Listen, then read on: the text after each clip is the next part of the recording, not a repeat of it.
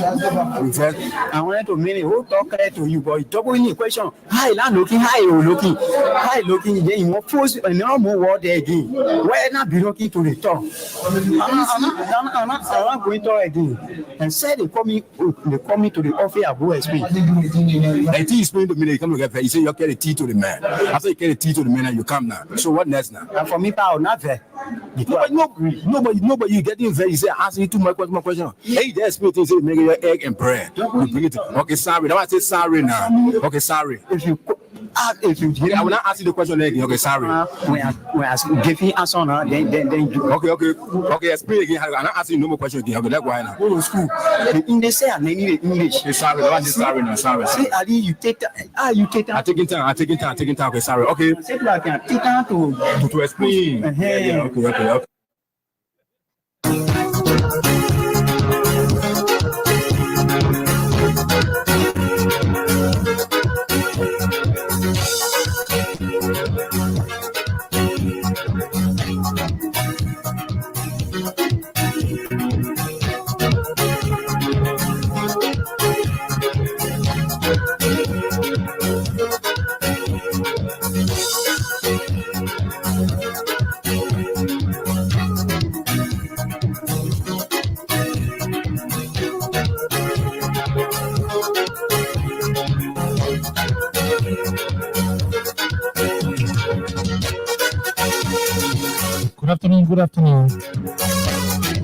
Good afternoon and a pleasant welcome to Freedom Hub on 87.9. This is the official voice of Freedom Communications Incorporated.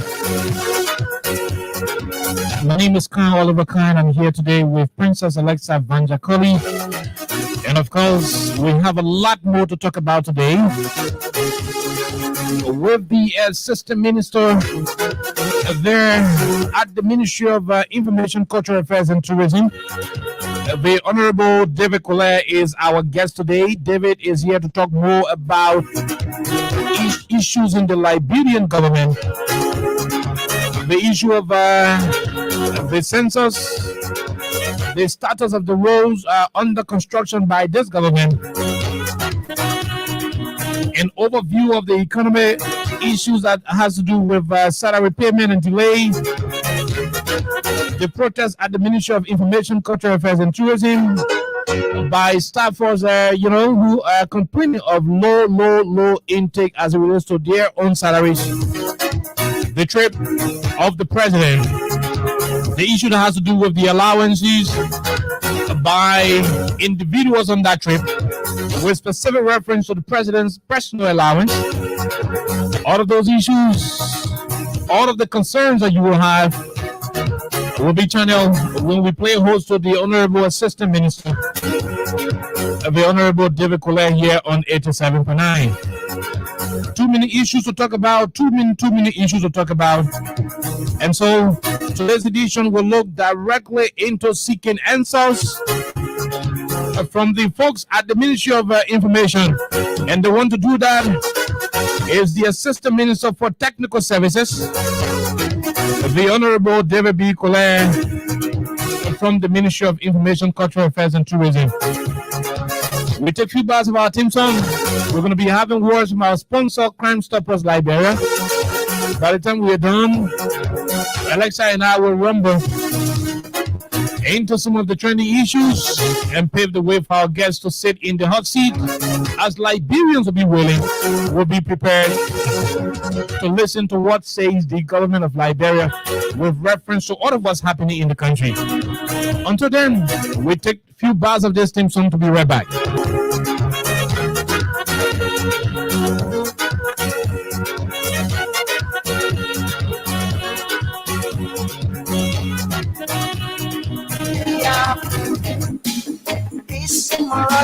Hello. I want to talk about violence. More violence is indiscriminate. It can happen for any reason and to anyone. Until we do something to stop the surge of vigilante-style justice in this country, none of us will be safe. My Liberia is Liberia of hope. In my Liberia, it is possible. Violence is not part of my Liberia. Violence leads to property damage, injury, or even death, as we are seeing recent months in several parts of Liberia, including Monrovia. Talk to people in your community about violence. Stand up against mob justice. Be a community hero. Liberia is all that we have. We must all unite to uphold the rule of law. Thanks for listening. This is Old Man Sam Sign.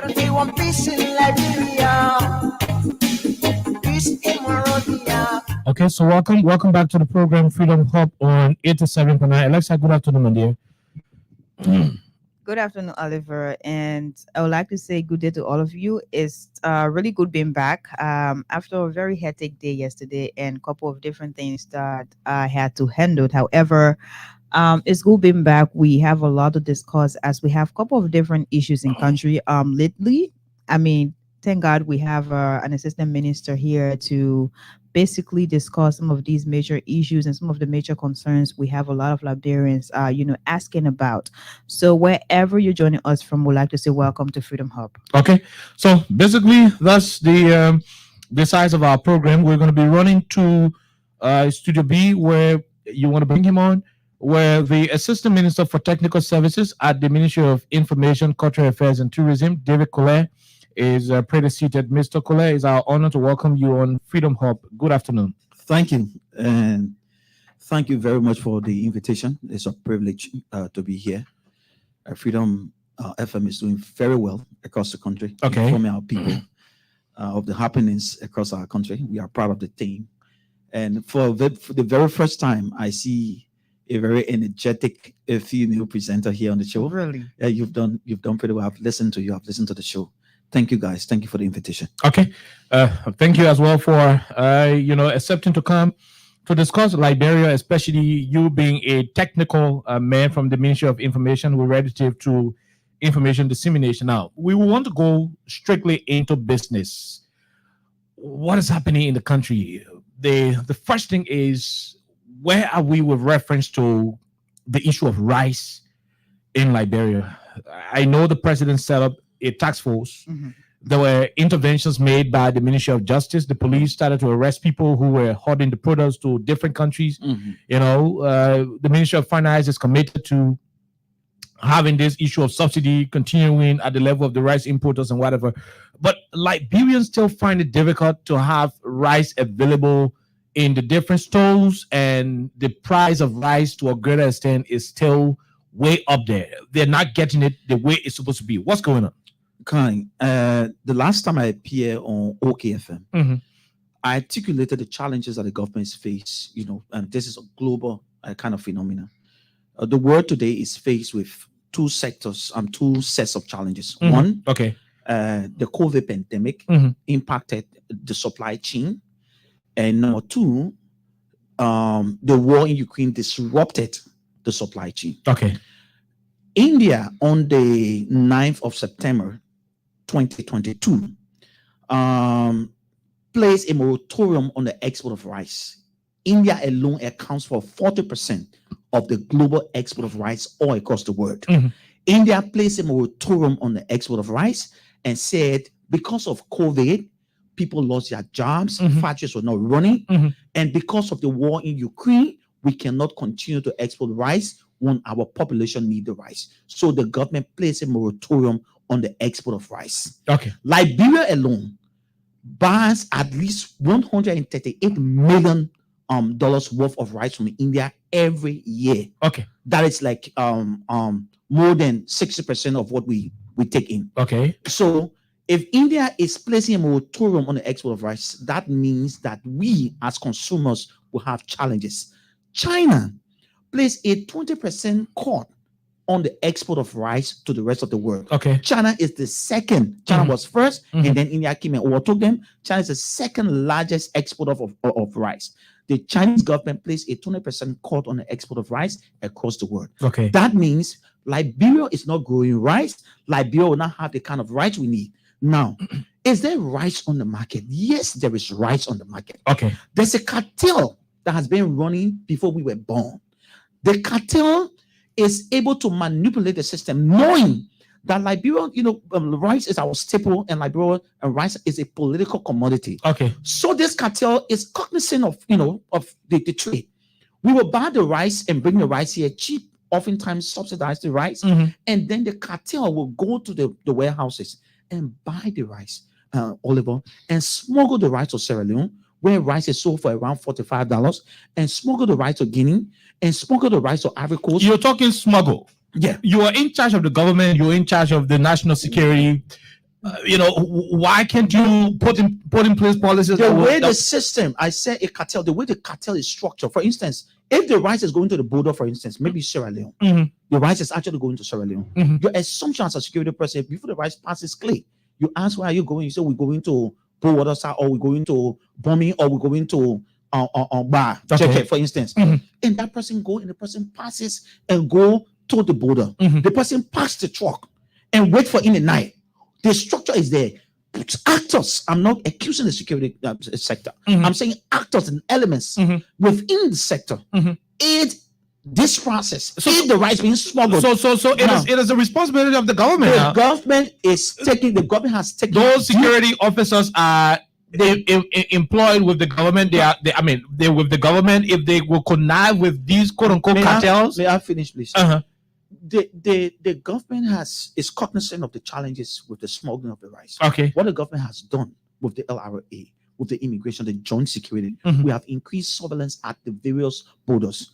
When did you do that? In September. Okay. Right? About 3,000 bags of rice were arrested on the way to Guinea, right in Ganta. Okay. In February last year, this year February, around 1,400 bags of rice were arrested at the Water Side. So it tells you that the security apparatus is trying, right, to do the very best to ensure that the rice is not smuggled. But the way, rice, the way it is smuggled, the system, we are working around the clock to ensure. How long is it going to take you? I mean, you are the government. You should have all of the, the facility you would need to track these people down, because the issue of smuggling, the security apparatus has invested. If people can smuggle rice out of surveillance, the security apparatus has invested into surveillance and intelligence. Okay. The way we are able to knock these guys down is to ensure that we invest heavily into surveillance and intelligence. We are hoping that with the new structure, right, from the National Security Advisory Council, they will be able to stop the smuggling of rice to a larger extent. I'm not telling you that it is possible to stop totally the smuggling of rice. I'm telling you that to a larger extent we'll be able to curtail. So let's leave the issue of smuggling. There are stores, there are importers who still have rice in the country that we can see. What's happening with the price? Because you are still subsidizing as a government. The rice is still available, but people cannot have it available. One of the fundamental challenges we face as a country is that when there's a crisis, the ordinary people, the people who are supposed to be manning the gates, who are supposed to be protecting the interests of the country, are themselves involved with profiteering and hiking the price. When a market woman goes to maybe K&K warehouse and buy the rice for $13.50, okay, that woman goes to the market because she stay maybe 2 hours at that place for the rice. She goes to the market and she sell 1 cup of the rice for $80 or 1 cup of the rice for at least $100. That's not fair. It speaks to the soul of the country. The challenge we face in this country is a moral responsibility we owe to ourselves. You have a commerce ministry. Just speaking to the first side of it, that's the moral side. Okay. The second side of it is that the commerce ministry is continuously working with importers. You think so? Yes. How effective is that? I spoke to the deputy minister for administration. They've had series of meetings with importers. And they've been talking to importers to talk to the retailers that will come to them to buy the rice so that they don't hike the price and they don't profiteer. Is the rice still being sold for $13.50? I cannot speak definitely to that to say it is being sold for $13.50 because I myself I bought rice for around $15. I mean, from the importers level, You bought rice for around $15. I bought rice for around 50. I think that was reasonable. We need to be practical. No. It's not about what is reasonable. It's about what the government and the importers have agreed upon. Because there is one thing. Challenge. Hello, we need to be practical. Mr. Cole. The supply chain is disrupted. We don't have the rice coming away. I articulated the challenges that we face as a country, and as a government before I commenced my conversation around the rice. Which is understandable. Yeah. So we're not getting the rice supply. The people that are having the rice are saying, we're not selling the rice at this price. Which is clear, Mr. Cole. Right. My take is when these things are happening globally, a government will have to, use the global data. Which is why I'm here. Which is why I'm communicating the message to the people. Which is why I'm telling the people that the supply chain is disrupted, and the supply chain is disrupted because of the COVID. The supply chain is disrupted because of the war in Ukraine. Liberians are aware that the wholesale price for a 25 kg bag of rice in this country was around $13 to $13.50. That is what the new. Right. Now you are telling us today that even you yourself, I'm coming. Bought for you bought for somewhere around $15. Yes. Now, is this new price a situation the government agreed upon? If so, why is the government, not telling the people that the price has increased to this level? The president is cognizant of the challenges we face with all of the price. All of the issue. All the importation of rice coming to the country. What the president did. I'm just telling you the genuine effort of the president. Okay. What the president did. We did not have the president did not have to renew the executive order from the past administration, but being cognizant that rice is stable for the country. Which is laudable. Yeah, he was able to renew and issue a new executive order. Okay. For the importation of rice. He's basically saying when you bring rice to the country, you do not need to pay additional tariff for bringing rice to the country. Sure. The government is going to shoulder that responsibility. That's the first action. And that's why the rice should be available and affordable on the market. That's the first action the president took. The second action was Executive Order 105. Sure. When the president issued that executive order, removing all levy and taxes and everything else from the importation of rice, those are concrete action. Aside from that, the president also instructed the Ministry of Finance, saying, listen, my people eat rice a lot, so what we need to do is to subsidize the rice. Okay. What do these people need so that the price of rice do not go up, so that the ordinary people do not feel the pinch? So the issue of subsidy came about. The issue of subsidy came about. Sure. And the president and the government began to pay around $40 million a year to the importers of rice. So that rice can be sold at $13. Not just sold, but already available in the country. Sure. Now, and there was a price tag on it. The price tag on it was $13.50. Now, the challenge we face. That was a commitment. That was a commitment. The challenge we face as a country and as a government now is the disruption in the supply chain. Sure. We don't have the kind of rice. So have you reached a point where you've redesigned a new price structure? Which is why the president commissioned the current task force to set up the committee on the look at all of the intricacies and look at all of the challenges faced with the importation of rice and see whether it is feasible to have new price tag on the rice. It has been a couple of weeks since the president had to constitute the obviously you have to do. So what exactly has been done? What is the status of the committee? What exactly are they trying to put out there? The team has been doing different kinds of surveys and different kinds of consultations. Consultations with the importers, consultations with marketeers, conversations with retailers. How long would that take? Because we still have Liberians who are buying rice for above the price that the government commits itself to doing. The team is supposed to be reporting to the president within a period of 1.5 months. Okay. When that report comes out, it will inform the decision of the president to say, hey, my people, the supply chain of the rice is disrupted. As a result of that, this is what we are going to do with the price. The price will have to move to this place, or the price will have to remain here. Which is laudable. So that team is going to inform the president's decision on what to do with the price of rice and the availability of rice. So you were just telling us that the team is yet to inform the president as to their findings. But as we speak, the price is moving up. Is the government in charge of what rice should be sold from a retail, a wholesale perspective? Yeah. The Ministry of Commerce has gone to warehouses. People are hiding rice in robots. People are hiding rice in old homes. The one you bought $15, did you buy it from Rubbles and old homes? I didn't buy it from Rubble. Where? You find the rice. You bought it from an importer, and you pay $15. I bought it from an importer, Uh-huh. and I paid 15. I'm cognizant. The reason why I paid $15 without even thinking about it, Uh-huh. because I'm aware that the supply chain. No, so You're a forget the single supply person, chain. of course, you can afford that, but there are a couple of Liberians Forget out the there issue of supply who chain. do not afford even the 15, This the president 1350, right? has made So- Liberia for the last 1 year Uh-huh. to save Liberians, people who are consuming rice, to save $90 That million on the importation because he subsidized the rice. That is something. $90 million. No, in Mr. in Colette. other words, you're trying to say since you bought that for $15, So it means automatically we should flow along with people it. should definitely understand the that's not situation and point. flow with the You're price. missing the point. What Okay. is the point? The point is, I said we have a disruption in the supply chain to rice in the Which is country. correct. Wait, if there is a scarcity of rice, Uh-huh. or if there is rice not readily available, Uh-huh. you have to be aware. I understand Mhm. that we don't produce rice here. The highest amount of rice You we are produce paying is around 230,000. Mr. Minister, Mhm. you're paying $40 million annually to subsidize, the rice sector. Mhm. With the arrangement and agreement that you will sell rice at a wholesale price of $13 to $13.50. Fine. No, we need I'm to be coming. practical. Hello? We need to be. I understand where you're going. No, we need to be, but we need to be practical. Liberians About the conversation around rice. like we want to be, We need to be practical And- because and politicians are politicizing rice. and that's why I And no want you. politician has got a farm in this country.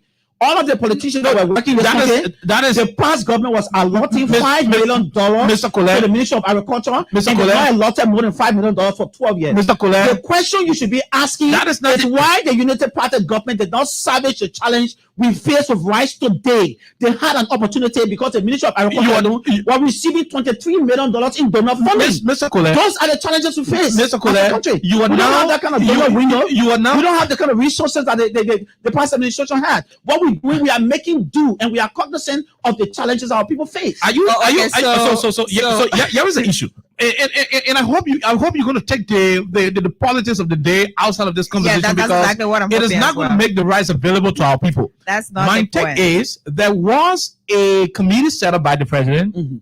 that is supposed to go to work, work out all of the modality, and see if this issue of subsidizing. Supposed to be put in 6 weeks. I'm saying to you, Yeah. whether there are possibilities of maintaining the subsidy or making some adjustment in the price so that it becomes affordable to our people, and so they will have it. Why that committee is yet to have their findings out, the price is increasing to the extent that a certain government official, had to go and pay $15. What more about people? So it's like Commerce Ministry that's my point, is not actually. in charge of the whole area. Oliver. Yeah, That's my Oliver. point, actually. There are challenges. which is understandable. Listen, Uh-huh. listen. There are challenges with. So why can't you, as the government, ensure that these importers sell at the very May I- $13 until May I a sp- decision can be reached May by I- the presidential task force? Because as we speak, May I speak? Liberian people's May I money speak, please, Oliver? still going towards the subsidy. Oliver, Uh-huh. may I speak? Go ahead. The challenges we face with the availability of rice is not just unique to Liberia. Which is understandable. The word, Uh-huh. one of the most agricultural viable country in the world is Israel. The price of food across the world is soaring, it's going up. And we are no exception because of these disruptions. Which is clear. We have already established That point has over the been made. period. We We are- have we are- already established Uh-huh. that the over the Ministry of period. Commerce Uh-huh. has been doing its job. You think so? When rice has been sold for $15 The when it Ministry is of- not supposed to be? The Ministry of Commerce The reason why the president Ministry of kept Commerce rice in this cannot country. be present. The Ministry of Commerce Uh-huh. is not only present. No, you have The inspectors community- around. we need actors in the communities. We need actors in the market. What about you? We need actors. So you- Listen, so- can so- may I so- speak? May I speak? You we need bought rice actors for in the $50. communities. We need actors- What do you want the actors in the community to do? We need actors in the communities. To do in our what? communities. To do what? We need actors in the market. To do the job of the Commerce Ministry? who Uh-huh. will pick up their phone. Did you pick up the And phone when you call- went to buy and the call- rice? Did you and call the Commerce and Ministry? call the Ministry of Commerce hotline. Did you I call did the not- Did you call the I did hotline? not feel. Did you call I the did hotline? not feel disenfranchised No, because then No, that's I the did not feel. problem. I did not feel Then that's the disenfranched problem. because I am cognizant. That's the problem. I do not feel disenfranchised because people have already graduated from you know, no, I do not feel disenfranchised. Intellectualizing the issue of rice in the country or politicizing the issue of rice in the country. I do not feel disenfranchised because I'm aware that the place the rice coming from, the supply chain is disrupted. That's the reason why I did not call the Ministry of Commerce. When it comes to stable food, especially rice, a lot of people forget about sometimes the intellectualism. Basically, no, I'm not. People want to. That's exactly what you're trying to do. People want to focus on how will this issue be sorted out, because I told you there's a window that the Ministry of Commerce has not been the window that the president gave to the committee. It has been weeks. It has been weeks. 6 weeks window, which is clear. And we understand that when the committee comes back, the appropriate action on the stability of the price of rice. How long would that take? Announced. How long would that take? I told you it's just been 3 weeks. So it's been 3 weeks. So we accept the fact that it is 3 weeks, and we still have a grace period of extra 3 weeks for the committee to come out. You are here blaming citizens of not being cooperative, of not helping the situation, when you very self. You bought for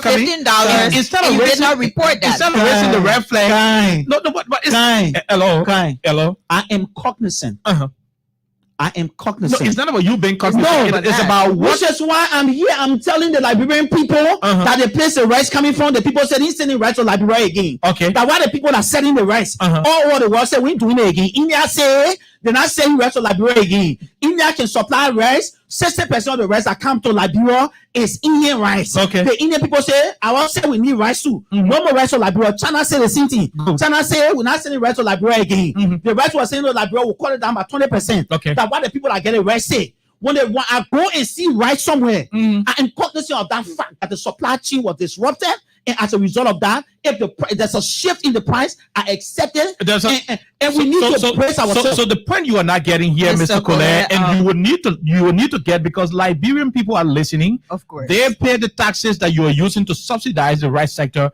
You gave these importers $14 million, according to you, every year to subsidize rice. As we speak, there is an active. Hello. No, Mr. Collet, you have no. Honorable Minister, you gotta wait. You have to wait. Honorable Minister, you gotta wait. I mean, you will respond. The whole time is for you. We are having no other discussion besides you being the guest today. Now, my take is there is an active subsidy ongoing. We've put a lot of money into the sector with these importers. We can have them, having our monies in their possession to keep the rice price at a particular level in the absence of our government changing the price, and they are selling the $15, and you who serve in the government as an assistant minister will go there, buy rice for $15, and you say you understand. It's not about you understanding, it's about what the government has agreed in principle with the importers. My final word on this rice. So it's like the common ministry ain't got no control over what is happening. My final word on this matter is that the committee is going to report to the president. Okay. In 3 weeks from now. So we should keep buying the $15, $20, whatever the case. When the committee reports to the president, the appropriate action, and there's going to be a holistic approach to what happens to people who are buying the 2017, 18, 19, 21, 30? What happens to that? The rice importers are going to sit down, and they're going to agree on a price tag, and then the new price, if there will be a new price, will be announced, or if we remain at the same subsidized price, it's going to be. I'm concerned about the journey between now to the time your committee will come up with their report. 3 weeks from now, what happens to those who are selling at 13? I mean, not 13, $21, 23, 18, 19. What happens to them? I got no information on someone selling rice $21. I just told you. Mr. Collet, we're going to open the phone lines now. You're going to listen to different prices from across the country. And that was being brutally truthful. I've never seen rice for $21. I'm being brutally truthful. I saw the rice 15. I saw the rice. It's because you were buying at a wholesale level. I'm saying to you, I was buying at a wholesale level. Why should I buy at a wholesale level? Where did you buy rice $15? I bought the rice from Old Road. I bought the rice from Old Road. I bought the rice from a Lebanese guy. In fact, the rice is joined the big bag, the 50 kg. Yes, I bought it combined. Okay. So I was not buying like buying wholesale for which someone will sell to me $15. I bought the 50 kg. That's what I'm talking about. So it's not that I'm just telling you. I'm here today for us to have a frank conversation about the challenges. And that's what we are having. And about the challenges our country has faced. Okay, we are cognizant that people are concerned about the price of rice. I'm telling my people, the Liberian people, your president has taken action, my people. And that action is for the rice to be sold at the warehouses at the point of import for $13.50. Reasonably, Liberians should be having it for about $14.50 at the level of retail. Hello. What will you propose? What will you propose if you were asked about the Ministry of Commerce? Because you're trying to put commerce under the bus. No, but it seems commerce is not working because it seems like you're not effective. In the absence of the president's committee coming to report crisis, they should be able to regulate the market. They should be able to ensure that people are selling rice. Rice crisis is a global crisis. No, it's a global issue, but people are focused on Liberia. Food crisis. 97 million people are hungry across the world. That is not our statistics. We don't care about that in Liberia. Mr. Minister, the government across the different countries are not many of them are subsidizing rice in their countries. For us, we are using taxpayers' money, giving it to importers who are not Liberians, only because they are importing rice for the rice to be sold at a particular level. If it is not being sold at that level, it is upon the Liberian people to question you to do what is needful. Let's give the 3 weeks. Are you trying to shoot Commerce Ministry? Let's give the 3 weeks. Are you shooting, the inspectors at the Ministry of Commerce? Is that what you're doing, Mr. Minister? I'm not here to put the Ministry of Commerce under the bus. I'm here to but you keep saying they're doing their work when of course people have already policies and programs. Established that a lot has Let's been give done. the 3 weeks window period, right? So Liberians should buy rice at any level until the 3 weeks. They should be cognizant of the fact that there are challenges. We got a lot to discuss. Okay. Let's give the Ministry of Commerce. No, so I'm asking you, Mr. Minister, we're going to move forward. So should Liberians buy rice at any level because they are cognizant of the challenges? That's not what I'm here to talk about. Okay. I'm here to talk about the progress that this president has made. No, do we agree with that? That's what I'm here to talk about. We cannot discuss the progress of other challenges. Which is why I talked about all of the interventions that the president made. Which is good. The president did not sit down. Which is good. Aside from issuing Executive Order 105, he also started subsidizing the rice. Good. We also removed all of the tariff on agricultural inputs. There were issues, and the president had set up a committee to ensure that this rice issue in matter. We expect the committee to report in 3 weeks. Right. So between now to 3 weeks, should Liberians just buy rice? I cannot speak to that. Okay, thank you. Okay, so one question on the rice issue, before we move over. So he said he cannot speak to that. No, anyway, trust me, I'm going to. And we're not going to be. I cannot speak to that. Yeah, okay. But people are concerned, right? With all of these different issues about rice in the country. People want to get first-hand information every single day. People want to get clarities every single day. And then we have the Ministry of Information, basically, that is supposed to be working on that, making sure that people are, getting the information they need when it comes to all of the different issues we have in country. Where has the Ministry of Information been? I mean, what exactly has been going on there? There are a couple of different people who listen to different radio stations on a daily basis. Is the Ministry of Information really working in that direction to have all of these different information disseminated across the country? The current Ministry of Information is probably one of the most efficient Ministry of Information we've had. Really? The current Ministry of Information is probably one of the most efficient Ministry of Information we had. Now, let me tell you why. Okay. The current Ministry of Information has, for the first time, the New Liberia newspaper. The New Liberia newspaper is an organ, is a department in the Ministry of Information that is responsible to print out and propagate government's policies and programs. We have that one doing it Monday, Wednesdays, and Friday. We have a team dedicated to that. We have a website. We have a Facebook page that we are using to disseminate information. You want to speak directly? The second thing is that we have this regular press briefing where about 45 media institutions will attend the regular press briefing every Thursday. And we are giving updates from different government ministries and agencies about the progress that the government is making. Aside from that, we have the Liberian News Agency, LINA. LINA is sending circular all across the country, all across media houses, all across institutions responsible for news, giving them update on the progress that the ministry is making. Okay. The Ministry of Information has an active Facebook page. Mm. We have just constructed a new, organized, user-friendly website. Mm. That Ministry of Information, with the challenges we have with our fiscal envelope, Okay.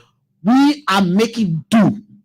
And these challenges are not just, secluded. They are with all. They are not just unique to us as a ministry. You're making progress from a digital perspective. That's exactly are you considering the people who are the composition of the population in terms of different those who are internet friendly? We have one of the most effective show on Mikat Hour on the LBS, the Liberal Broadcasting System. Mikat Hour. In Mikat Hour is every Friday. We sit on that platform, invite guests. We talk to heads of government ministries. Do you simulcast that show on other radio stations? We simulcast that show. It will have something really national happening, like the State of the Nation address the last time. We simulcast the State of the Nation address. Just be about something national. Once a year. No, we simulcast that show when we have. State of the Nation address. Shouldn't that be done regularly, where you have people across the country? I just told you that we'll have a tight fiscal envelope. What's the entire government is making do? What we have is what we're making do with. So we try our best to run Mika Hour. We try our best to run Lina. Are you honestly saying this? We try our best to run the new Liberia. Is this something you appreciate, or you're saying it under duress? What do you mean under duress? I mean, well, are you willing to say that? Are you saying that? I am a government spokesperson. I'm a communicator for the government. I speak the mind of the government as a communicator. As a communicator for are the government, are you happy with the level of funds going to Mikat? Nobody will be happy with the level of funds coming to any ministry. Nobody's ever going to be happy. Will you be happy for the level of funds if you're working at any ministry? Will you say we were to increase your money from 200 million to 35 million? Will you say no? So you're not happy?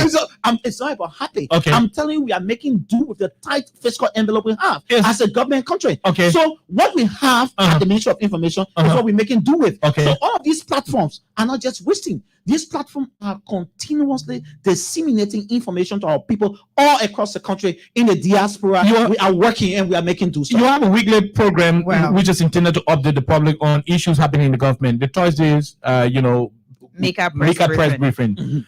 I still be corrected. There is no traditional radio station that carries that live in this country.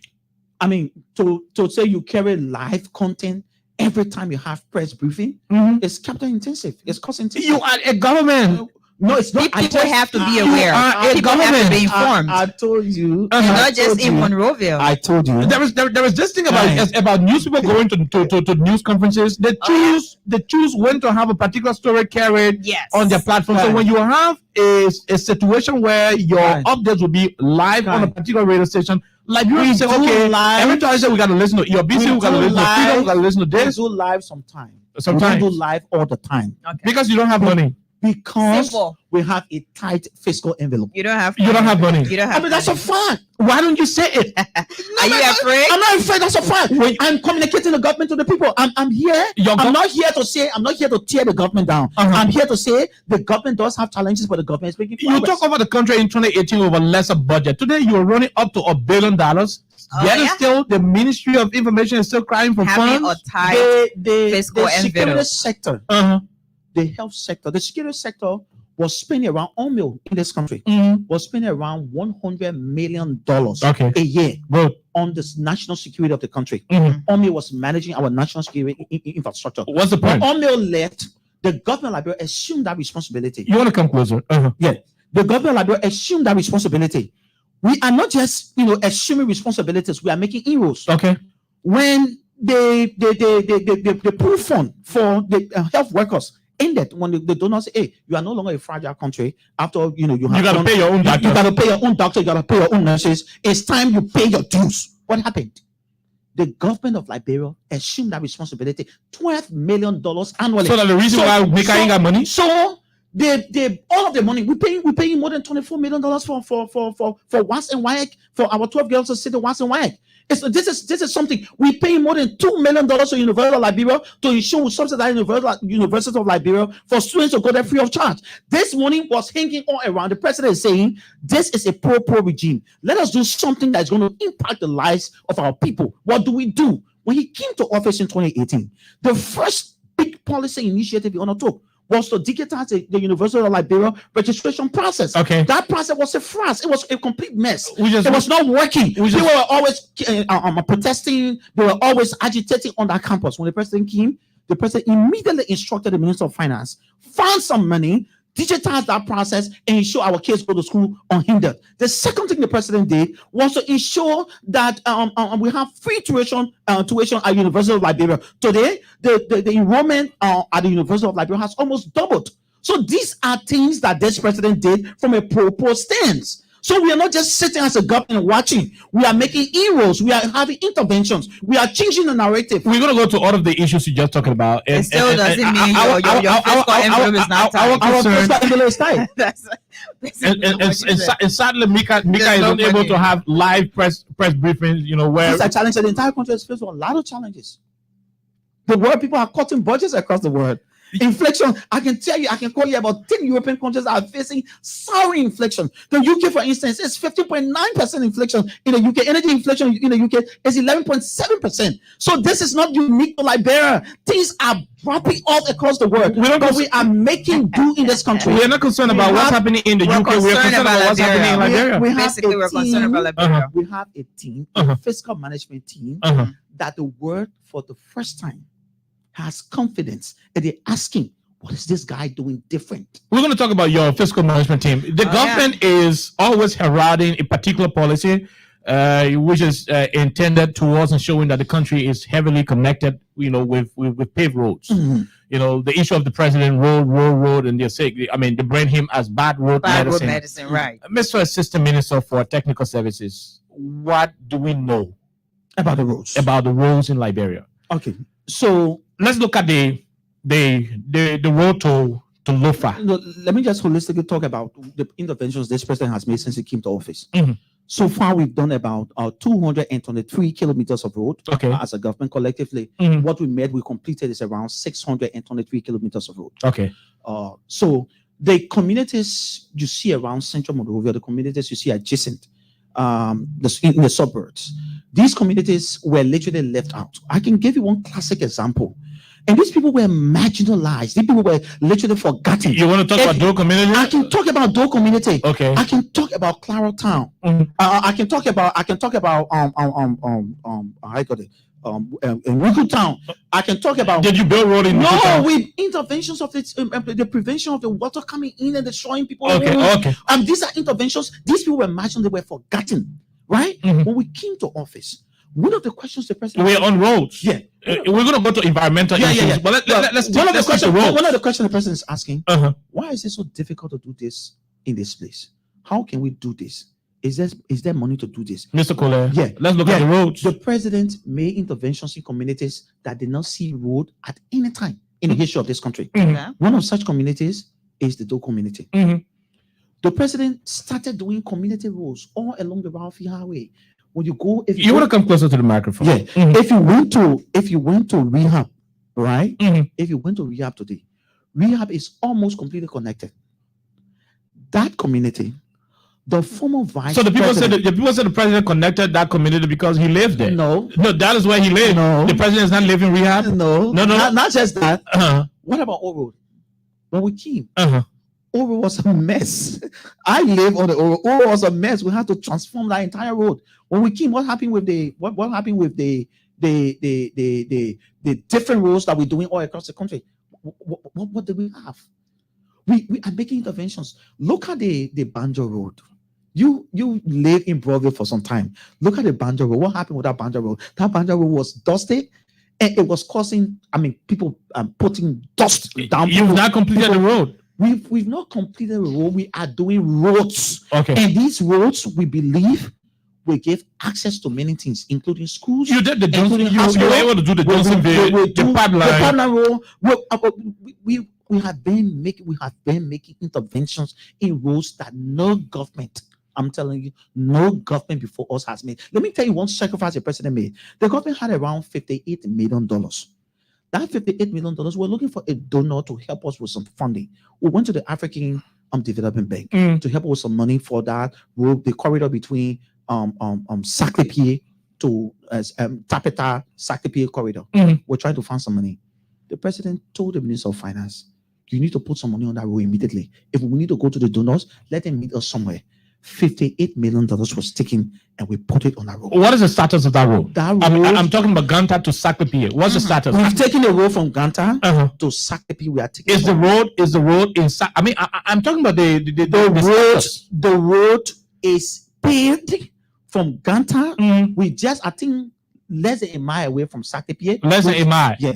And we're taking it from Saklepie to Tapeta. Okay. From Tapeta, we take it to Toastan. From Toastan, we'll go to it's easier to keep mentioning the distances. I'm talking about. We have already identified funding. We already have funding. 128 million between that corridor. Are you still arranging for the funds, or the funds are available? We got the fund from the African Development Bank. Okay, to do the road. To do the road from Tapeta to Toastan. Okay. And Banga to Salaye, what's up with that road? Banga to Salaye is ongoing right now. The only disruption high in that road was the rainy season. Okay. The rainy season had a lot of disruption because the kind of soil you have on that road going to Salaye towards the Lofa River. Towards the Lofa River, you cannot continue to work during the rainy season. All the Ministry of Public Works was able to do was to make sure that the road is pliable, that people don't have their trucks sticking, on the roads and getting stuck on the road and all that. So that road is ongoing. The local toll road is one of the vital phase for the people of Nema, and the road from Ganta to Yekepa is one of the roads that we're doing. As I said, the disruption on our road again was the rainy season. The water table, when the rain falls, the water table in that corridor goes up, and it causes a lot of disruption.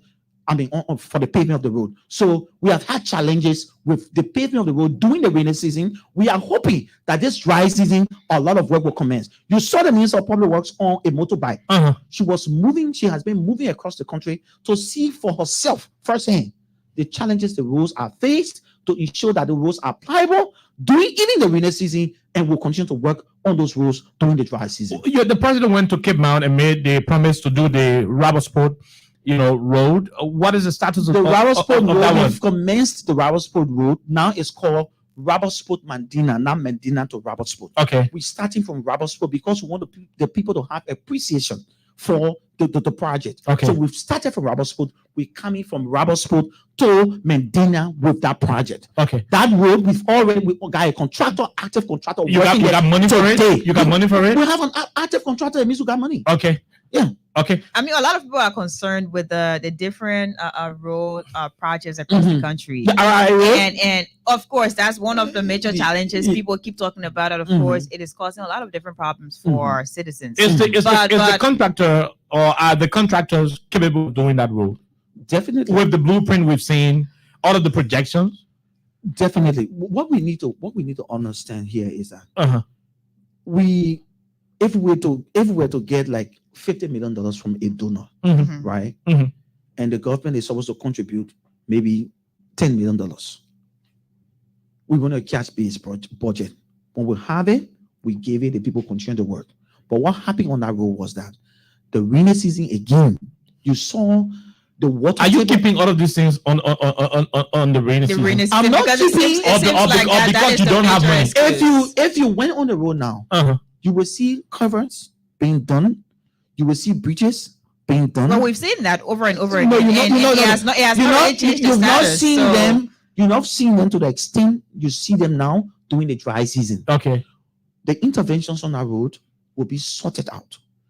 The road is beginning from 3 points: from the RRA, Midway, from Midway of the ERWA RRA side, and then from ERWA Midway. So we are collectively holistic attacking the road from well. So this is a follow-up, right? Yeah. Like I was saying, a lot of people are now focused on the different road projects across the country.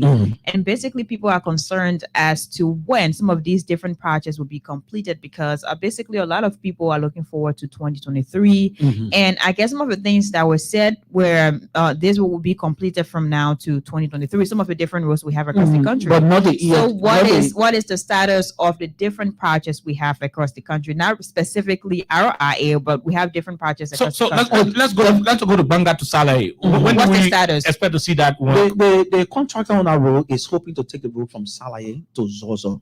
No, let's reach Salaye we're first. focused on When are we Banga to going to reach Salaye. Salaye? When? We are hoping that this dry season, they will take the road from Banga to Salaye paved. Okay. We are hoping that this dry season, Mhm. and then continue to work on that road until 2023, hoping that we can reach those all paved.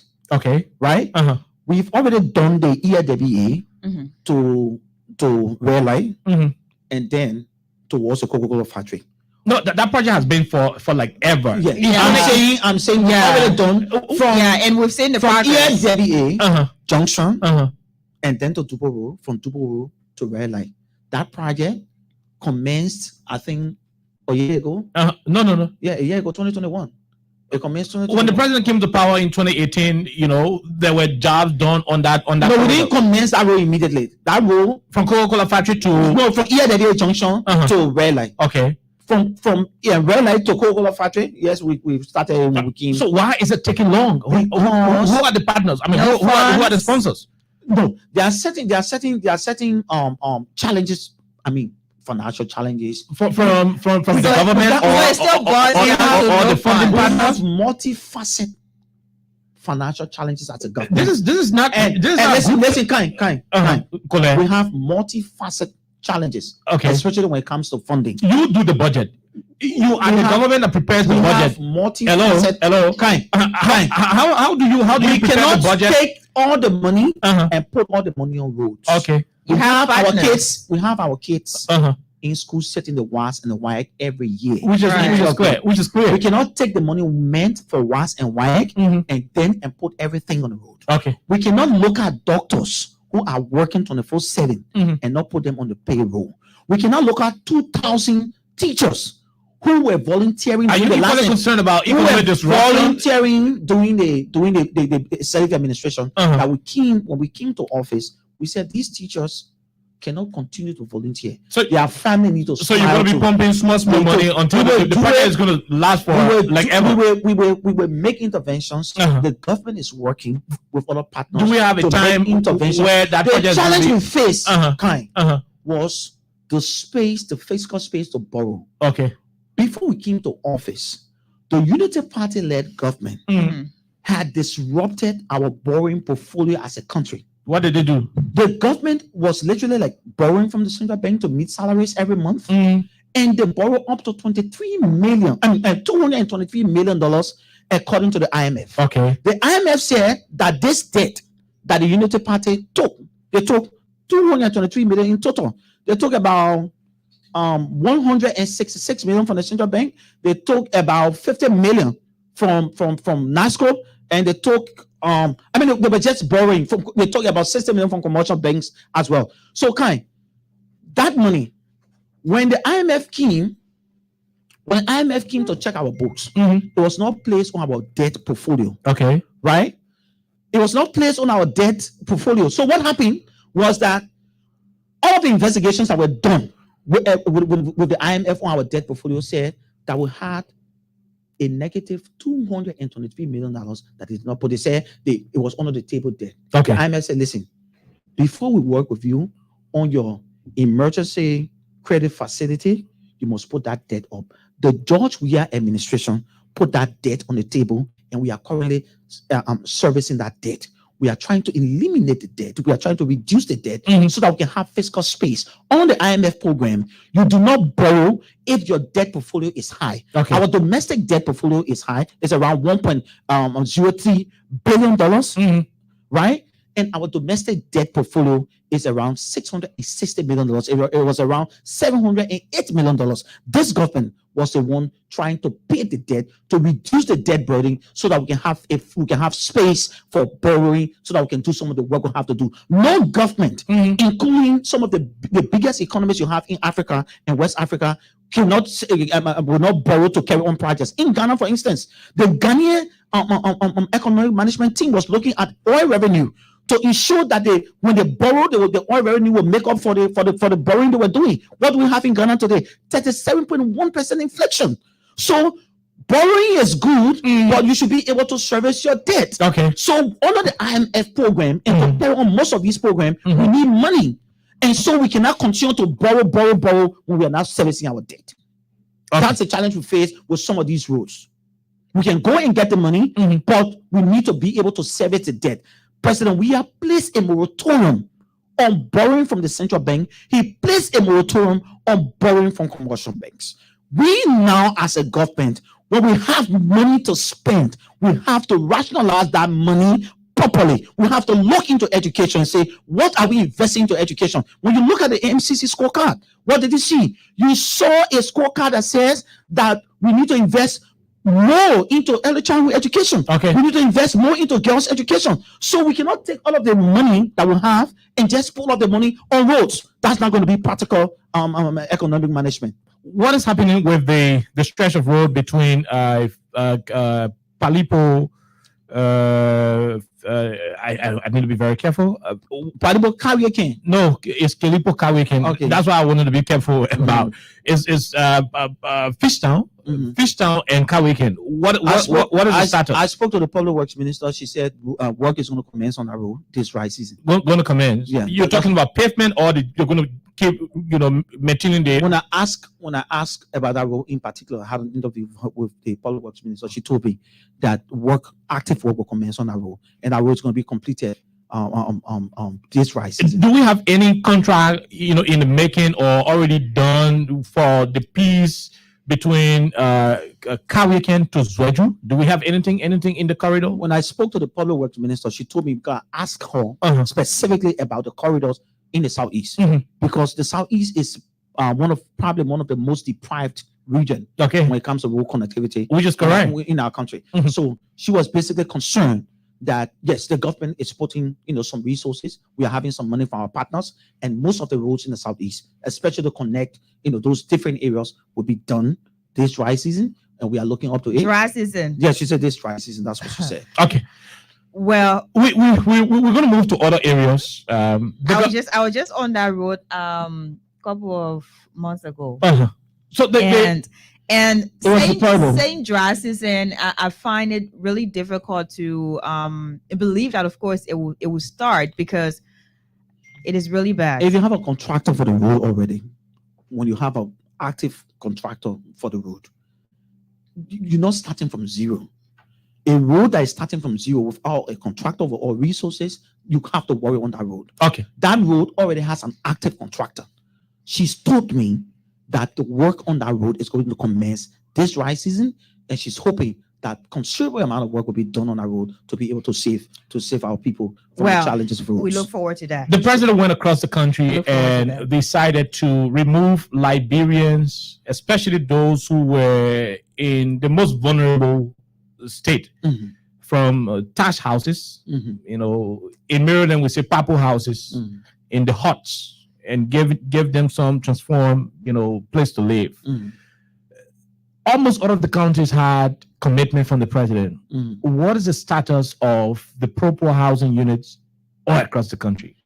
Okay, so there are information that some of the counties are yet to witness foundation or clearing of the place, and whatever the case. Is it no money issue again? The proper housing units, let me just give you an update. We did not have anything at all. When this government came, President Weah committed to the most underprivileged sector of our country, the poor people, which is why our manifesto is a pro-poor agenda. Which is good. Yeah. So in Granjide, about 187, in Granku, about 187 housing units were replaced with what you call the popo, the huts. And those families, for the first time in their entire lives, were given modern housing units to stay in. In Sastown, in Barclayville, the streets are paved. We have street lights in those areas, solar lights, providing, lights for our people. These are interventions that the president made. In Granjide, 100 housing units for poor families as intervention. In Bond County, 57 housing units along the road. You see them with your eyes. These are physical things you see with your eyes. The president is hoping that he is going to move to Bapulu. He's hoping that the project in Sino is also going to commence, and in Nima County. So he made the commitment during the county tour. Yeah. What is going on? Is the Ministry of Finance still having a tight Before phase? you commence the construction of housing units, all of the rigorous procurement process will have to be completed. Okay. When these processes are completed, There are information that I've not finished. That those things were done. I've not finished. And still, I've not finished. Okay. When all of the rigorous procurement processes are done and completed, then the project commences. We need to announce the bid. We are told you are done with all of those issues, but you don't have the money to spend. That's not the conversation. The conversation is not just around money. Okay. We need to satisfy. You need the money. You need the money to do the job. Of course, we need the money to do the job. We need to satisfy the procurement process, which is key to the fight against corruption. And we are told all of the conversation you hear around here is about corruption. Most of the conversation is procedural challenges with getting contracts to people and all that. Okay. When these procedural challenges are satisfied, we will commence these projects in these areas. Yeah. So right now, the list, I spoke to Mr. Yeke. Okay. Pepsi. He told me about 2 weeks ago that they are doing all of the procurement process. When they finish and everything, the contractors will begin their work. So he did not tell me because of money. Okay. Yeah. Okay. He did not tell you because of money. Well, so you're just speaking from basically what you were told. I've spoken to these people. I've spoken to them. That is your information, Mr. Minister. The government recently sent Minister Samuel Twe to Ivory Coast. Money Captain, accompanying him on that trip to sign the much heralded CLSG Transcode project, which is intended to give Liberia sustainable power. That project, before you finish, that project is one of the profoundest. So why are you nodding your head to this one? I'm nodding my head to this one because that project is one of the profoundest revolutionary changes that will happen within our economy. We are spending around $65 million to secure that. We are spending around $65 million to secure Are we having in place the modalities that will see us generating that money and beyond for the forward march of having it sustainable? That project is every Liberian project. Okay. That project is your project. It's my project. The government will have to take a lead. It's the woman that is in the market selling the fish. That's a project. What? That project is the man who runs an entertainment center. That's his project. Okay. Because it's going to create nighttime jobs. The night economy, our nighttime economy is going to start to boom because we'll be having additional 27 megawatts of power coming to this country. When we have the dime during the dry season going down, the water table and the turbines are no longer able to turn.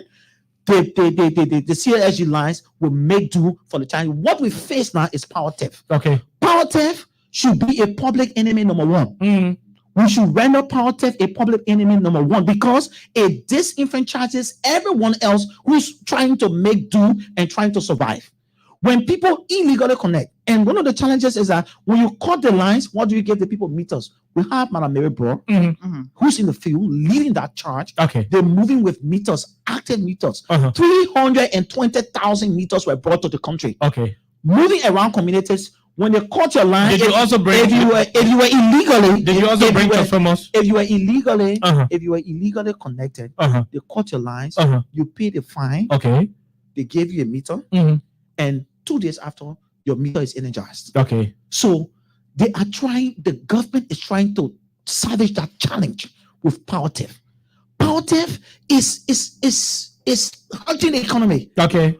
Without power, no economy can thrive. Without power, no economy can survive, which is why the president has placed premium on the fixing of the challenge we have with power theft and to ensure that power is available, especially this dry season. You don't have the kind of disruption you had last dry season.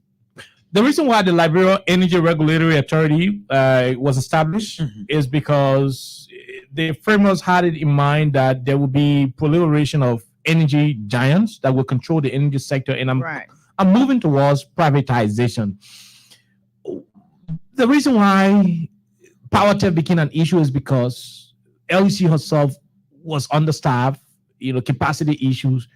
They were not having the capacity to handle, fast customer service. Is the government thinking about privatizing the sector? Today we have Orange, we have Lone Star, we have Leteco. One cell phone company is down, the other one is there. So there is competition. do we have privatization of the No, I energy cannot- sector inside? I cannot speak. I mean, it will be a good thing. Definitely, it will be a good thing. You cannot speak to that. But to say, I mean, we are trying to privatize the energy sector. The first thing we need, Liberians will need the discipline to pay for the power they use. All of us. Well, there are citizens who also pay for current, but it is not delivered because there are also folks at the LEC who are not really honest enough. We are trying to fix that challenge. But we are disciplined. We are buying our own data. We are buying our own credit for our phones. That's been disciplined. We need a discipline. There will be supposed to additional be innovation. There will be Okay. additional innovation. Okay. We have one of the the best persons at the LEC. Okay. Mr. Monique Katan. He has experience. You start praising him so One of soon? the best persons, he said. Yes, he's one of the best persons. He Okay. ran the MCC for I think about 8 to 9 years. Okay. He understands projects. And the reason why we have Madam Mary Bros connect to that power theft tax. So she's doing two jobs now. Is the reason why we have I a can secret- imagine that. The reason why we So have is a the secret- government so desperate to the You extent do not that go to war. you put two? You do not go to war with pencil. Okay. You go to war with pistol. So It's gone. So you don't have Mary any, you Bro- don't have any other person in the system. Madam Mary Is she Bro- still the head of Legis? Madam I mean, the head of GSA. Madam GSA. Mary Bro. Hello. Madam Mary Bro. Is Madam Bro Is still the working head in of the GSA? interest of her country. She's going to stop power theft. Are you paying her extra for what she's going to doing? stop power theft. Uh-huh. There is a law that says no member of the executive Uh-huh. coming to provide function or service in the executive is supposed to receive enumeration for that. Okay. So that's one of the questions. She's providing additional service to her country. So, and she's so why sacrificing are you using only Mary Bro? because she's one of our goals. Is your government that out of manpower to It's the extent that you have to use one person to multitask? Do not reduce the conversation to Mary Bro. No, We're but- talking about power theft. Don't shift the conversation, kind. Okay. But let's talk about the That's challenges the power we theft face now. with power. I'm telling you that Madam Mary Bro is doing a magnificent job Okay. with the power theft thing. When they cut the line, the illegal connection, they gave you meter. After 2 days, 3 days, they energize your meter so you don't steal the power again. She's going to move around Monrovia, which is, consuming most of the power in Greater Monrovia. She's moving around. She's going to move around all the communities. If you know someone in your community, kind who's stealing power, please tell me.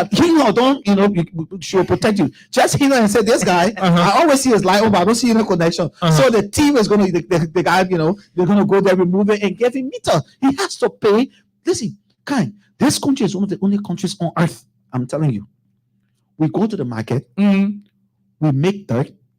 We go to the market, we buy our stuff, we come, we clean everything, we pack, we make the dirt. throw the dirt on the road. Throw the dirt on the road. We come back and complain. We that the place come is back dirty. and complain that the government needs to clean it. Yes. Okay. We are the only country, one of the only countries on earth that we will use the water, and see what we pump, right? And we'll use the water for the whole month. When water is the water is you don't want to pay for. They don't want to pay for sewage. When they see the people on Gurley Street, they see the feces on Gurley Street. When they see it in Benson Street, and they begin to complain, "Oh, the government!" It's not the government. It is you. You build rooms in the middle of the town without toilet facility, without sewage and facility. This is unfair to your country. When you use the power, pay for it. Take the meter, energize your meter, and be recharging your meter. The president is being referred to as darkness medicine, and it is tailored on his decision to relight up the country. Monrovia, to be exact, witnessed the lighting up of major routes on his birthday 2 years ago, but that project is yet to be completed. I have places where some of the poles are standing, no wire on it. Some of the poles are standing, no bulbs. Some places like the SKD Boulevard Road, only the concrete basement we see, no pole, no wire, no bulb. Who's the contractor? What's the status of that contract? We pump money into that area and we cannot keep watching and nothing is being done. What is the status of it? Yeah. Most of the projects It's been over 2 years now. Yeah. Okay. Most of the projects you see around are tied towards our priorities as a government. Listen. Okay. Most of the projects you see are tied towards the priorities of the government versus the space, our fiscal space. Okay. We cannot take all the money and putting the posts in when already we have power distribution problem. Okay. We do not even have sufficient power, right? During that dry season you're talking about, Okay. right? To continue that project because the lights will have to be energized. So we do not even have power. We are trying to fix the power problem first. When we fix the power problem, you will see that road let it. You will see that road, completely let it. So don't worry, it's going to happen. So let's fix the power problem first. The power problem is the root cause for which you don't see the lights on that road. We are fixing that. That's why the government spent around $65 million on the CLSG line. We're going to make sure that that project is completed and the posts are energized. Liberia and Liberians would normally go to Ghana, Nigeria, Dubai, and other places and see overhead bridges. Yeah. The president, made us to understand, and this government, made us to understand that we would have seen the first ever overhead, bridge, or so to speak, bridges constructed in our country. I am told people were paid, to leave their properties, contract signed, negotiations, blueprint presented. The second term, you will start being the overhead bridge. I spoke to the deputy Chinese ambassador. Okay. In fact, as a Seems like you speak to a lot of people on of these different projects. He invited me to the embassy to talk about our work. What did Chinese ministry? They told us that the work is going to commence this dry season. This dry season. It seems like we have a lot of projects commencing this dry season. It seems like they're what they were doing was the procurement process and all the rudiments surrounding the procurement process. Okay. That is complete according to them. The contractors will be coming in country to commence the project. And we know that when that project commences, it's going to give, a kind of face. It's going to change the skyline. It's going to change the landscape. Yeah, so let us. But we have heard over 50 dry seasons. They let Mabudu Nyepan will tell us this dry season will start. This dry. No, I told you. I'm saying as a communication person for the government. But the Chinese people tell Mabudu Nyepan to say that the Chinese they've already done the procurement process for the two warhead passes. Okay. One is going to be at the ministerial complex. We've already commenced the payment of property owners along that route, and one is going to be at the Boulevard Junction. Okay. So dry season. The project is going to commence this dry season, according to the deputy Chinese ambassador, and the Chinese ambassador even spoke about that on EABC when he appeared on the EABC early morning show. Okay. The president sacked Wilmer Smith and sacked Alex Williams. The national census is supposed to help us as a country inform our international partners of our strategic data with reference to how they impact us, how they're going to help us, in moving our developmental drive to another level. This process seems to be a national embarrassment that prompted the president to have dismissed people who were in charge of it. What is the status of the Liberian census 2022, Mr. Cole?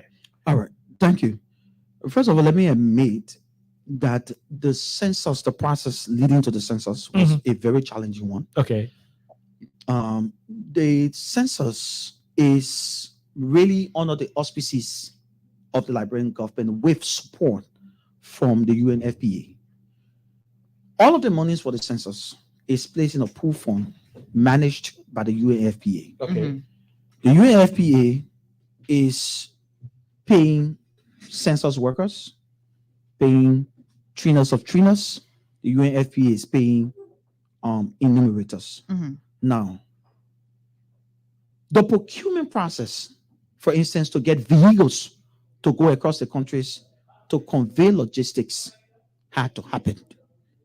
There were challenges of the procurement process because of the timing, and because of the time, it took some time. But the census is ongoing. There were challenges. There was a slow start on the 7th when the president announced that people should stay home and get enumerated.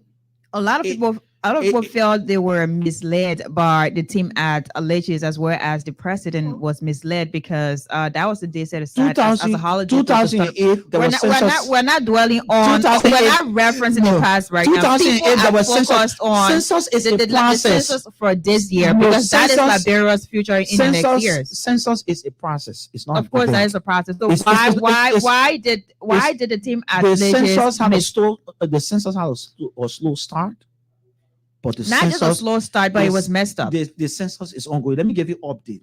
So what role did the Ministry of Information play? Because the issue about the census, people have to be aware, people have to be well informed, and people have to be sensitized, basically about when it is going to start and how it is going to be like, and all of those different things. But there are a couple of Liberians who said they did not get exactly the information they needed regarding the process. So where exactly does the Ministry of Information stand? Because the Ministry of Information is supposed to inform Liberians. So where exactly does the Ministry of Information There was stand? challenge with information flow between the Legis and the Ministry of Information. But and why was that? We have sorted that. I mean, there was challenge with information flow between the Legis and the Ministry of Information, but we have sorted that out.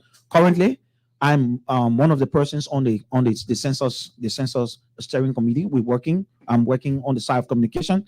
We are working now to ensure we provide real-time updates to the public on how far the census is, which communities, which counties, which areas, how many enumerators we have in the field, how many have been paid, what's the challenges of the payment process, and everything there too. Which is why I'm sitting in the studio now to provide the update on the census. So the census is ongoing in all of the counties so far. Bonny County, we have 313 EAs, enumeration areas. Okay. We have 63 supervisors, right? We have 379 enumeration supervisors.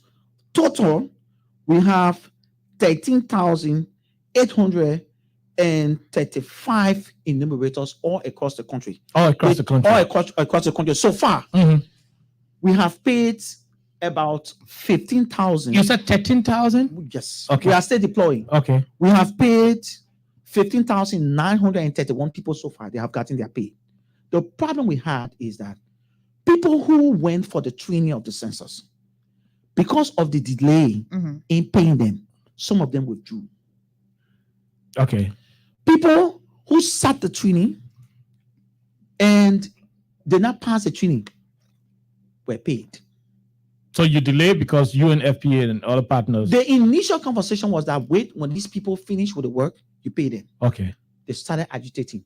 We won't have a pay. We won't have a pay. We won't have a pay. The people responsible for the pay are not Legis. The people responsible for the pay are UNFPA.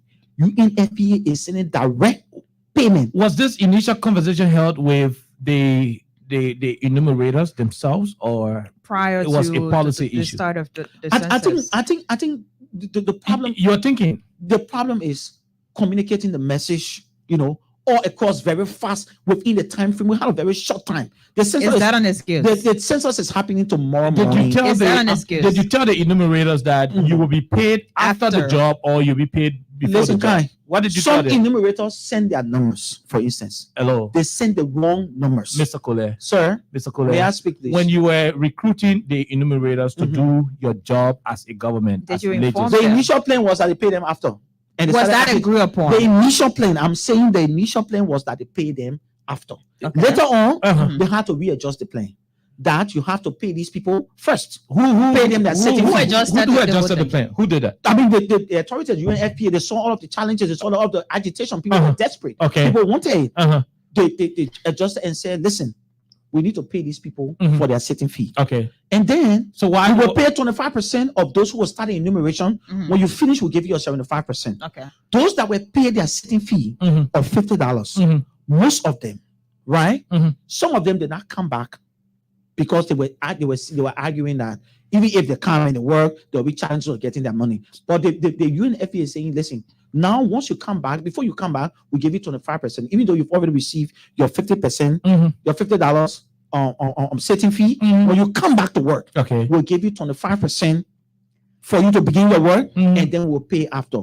What they're doing right now is to verify all of the numbers, because the challenge with the system is that if you put the wrong number in, it's going to send the number, it's going to reject the payment, and it's going to notify the payment system. So we're working on that. We are ensuring that all of the counties in Bomi. You're right, Bumi. You told us about Bumi. Yeah. Mhm. In Bomi. Hold on a second. I just want to give you the numbers. Okay, we have active activities taking place in Bomi, in Bong, in Grand Bassa, in Grand Kipmount, in Grand Jide, in Grand Coup, Lofa, Maigibi, Maryland, Montserrat, Nima, Riverside, Sino. Active activities. Yes. River G and Bapulu are still being deployed. Okay, so you got Riverside covered as well. Riverside, yes. Riverside is called. Riverside has 261 EAs. Okay. The EAs is in the enumeration areas, obviously, where the map was done. I mean, the thing with the census is that once the maps are developed, once the maps are done, it is 80% of the work, because you already know the scope, the area you're supposed to work in. So 5 persons are assigned to one supervisor. 1 person work within a matrix of 1 EA and be able to get the job done. So are you receiving data as we speak? The data, for instance, the data from bombing is coming in right now. Data coming in from all across the country right now to the command center of the census at Legis's office. Enfield, Alexa is going to come in. Enfield, the National Public Health Institute, had this system of updating the public on the status of the country with reference to COVID case in Nimba, Maryland, Maigibi, Montserrat, our recovery rate, this one, that one. For the sake of transparency, because from where we sit, a lot of people have started to have doubt in the system, in the whole process. It's just thinking about having some, Facebook, something set up where a regular update will be given to the public as to what's happening. Legis has an active page now, working in collaboration with UNFPA. Are we expected to? And the Ministry of Information has taken over. Okay. Right. Okay. So we're going to provide regular updates 2 times a week on the status of the status of the census and the progress we're making all across the country. So we're going to get the data from the Liberal Institute of Statistics and Geoinformation Information Services and provide to the Liberian people on the progress we're making. So, I mean, that has been put into place. The meeting was concluded yesterday evening, and the UNFPA and the government of Liberia is working on funding that entire process. We got 5 minutes to go to call. The president is out of the country. Initially, he went to Egypt. From Egypt, he went. Was it Egypt? He went to Morocco. Initially, he went to Morocco, Egypt. From Egypt, he's in Paris. I'm told he should be leaving Paris to go to Qatar. From Qatar, he's going to go to the United States, where he's expected to have a series of activities. And the last one will be meeting Joe Biden, the U.S. president. Definitely. He's going to return to Monrovia to be renominated by his political party. There are issues with the amount of money the president took to be, receiving on a daily basis as his allowance. You're giving the president $2,000. What happened? I can ask that question. Why? What the issue? The President George Weah is a pro-poor person. Yeah, people say he should not receive $2,000 a day. He's a pro-poor person. Yeah. Before that law on the allowance of the president was passed, do you know how much the president was taking away when they went every time? I don't know. Okay. They were taking away something around 5,000 a day. Before President Weah. So you're saying President Salih was taking around 5,000? Hold on. Okay. When the law was passed, the amount was reduced to $2,000 a day. Okay. Now,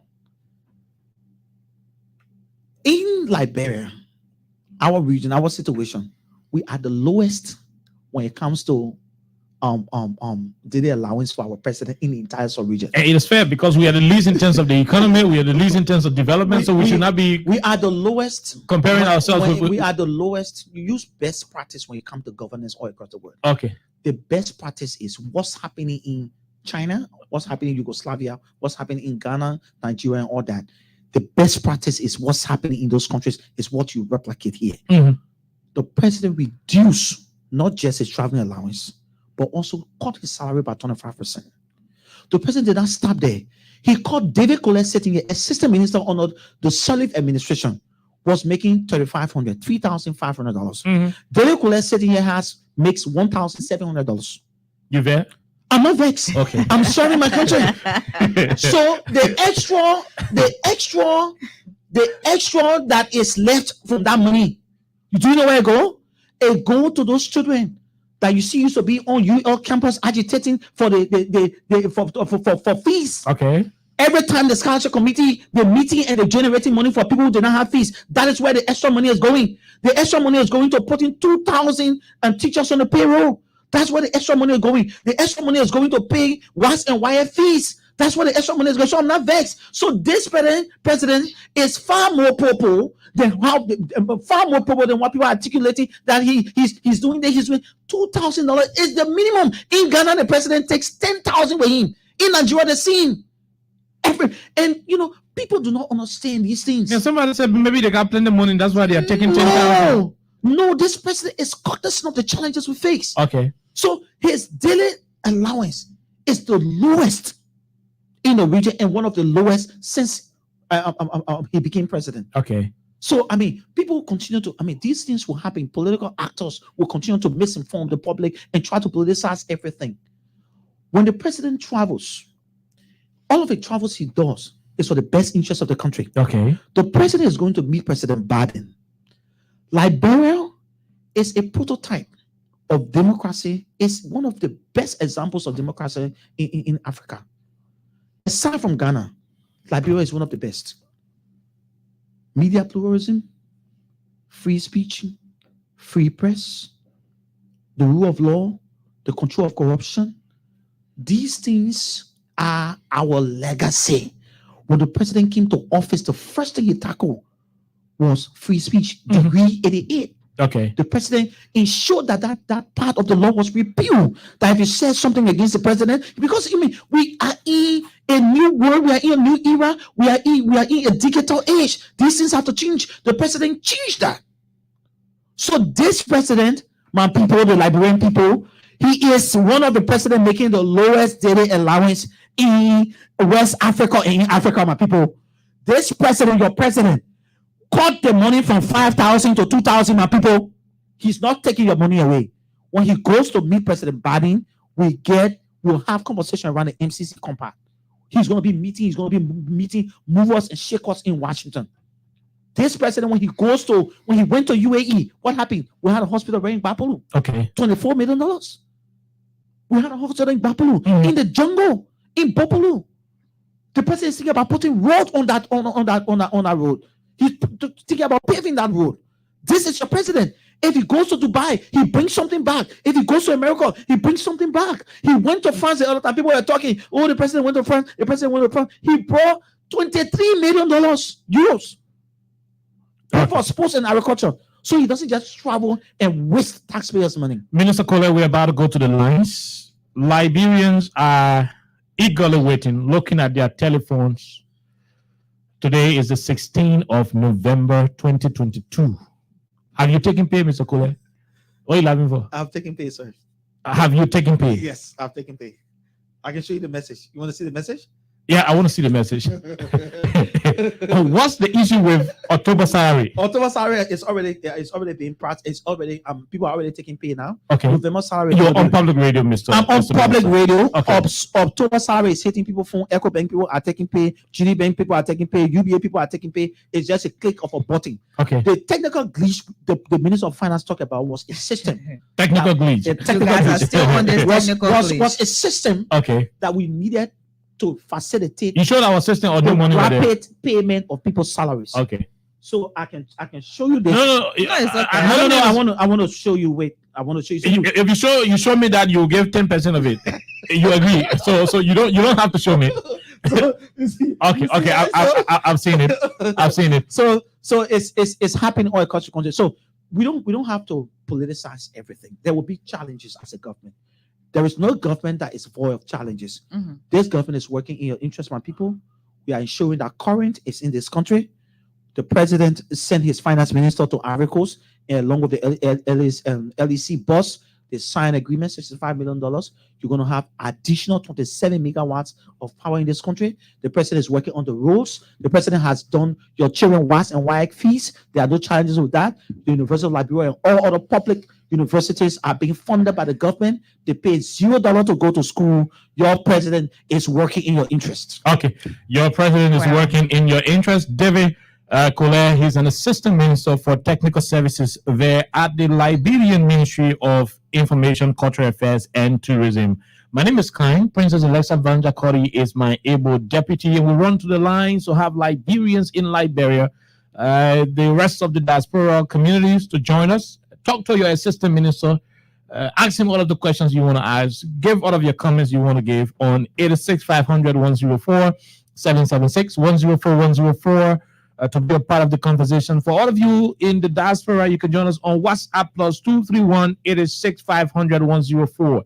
Those of you in Grand Gita County, Maryland, River G, Sino, and other places listening to us, your number is clear. It is 0770-297-016. 0770-297-016. It is for you in Lofa, Grand Gita, Maryland, the rest of the counties outside Montserrat. Let's go to the lines now to begin to take the calls here on 87.9. This person. Hello. 1 minute. Let's hear you. Yeah, my name is Arthur Wizzy, member of the Senate of KOK ELEXA, leaders and tweet on you from Blue. 1 minute. Yeah, Honorable Minister Insido, I'm very grateful to you and thankful for your analysis to the interview this afternoon.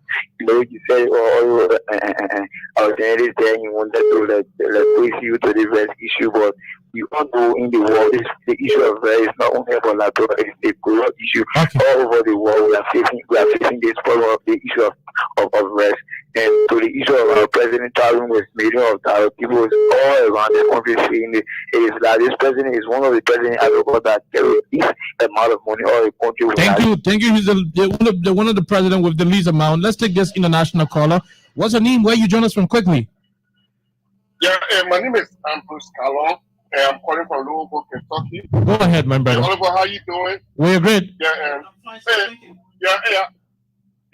I just got a quick question to ask the minister.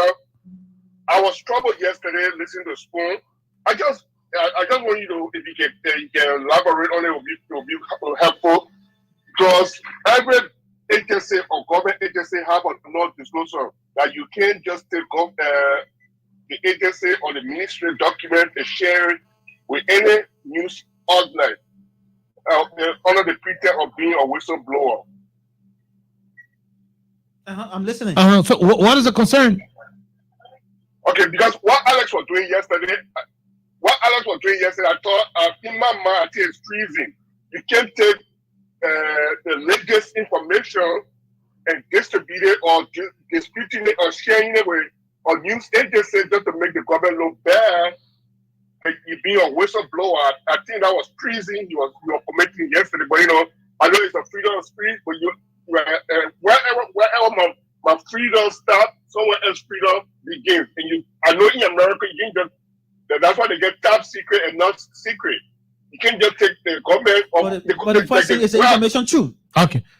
The information is not true. That's the first thing. So I'm not going to speak to it. No. I mean, your mic is off. You will respond. Conclude, Mr. Man. Go ahead. Yeah, and thank you for elaborating and for making it clear to people out the 2,000 that the president is being paid per dime is little or nothing for the job that he does and for the amount of money. I think you need to do a great job to be enlightening the public to know that's one thing that public spending is totally baseless. There's no truth into it. And like the sense of now, you really need to start cutting jungle where people can know that this sense is going on and people need to honor it and take part in it. Okay, thank you very much. We'll leave you right there. Ambrose Man from the United States. Ambrose Calon, I beg your pardon. This person, 1 minute, go ahead. Thank you so much for having me, Kai. My name is Christian Yanti, and I joined the conversation from the Office of the Intellectual Alliance of Liberia. Go ahead.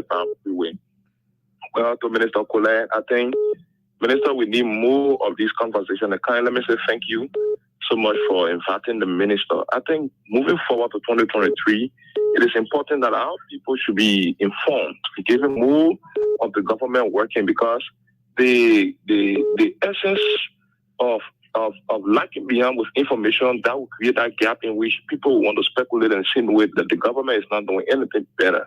But the question you asked, that it is because the president lives in Riyadh, that is the reason why he thought to face the rule. Let me say this.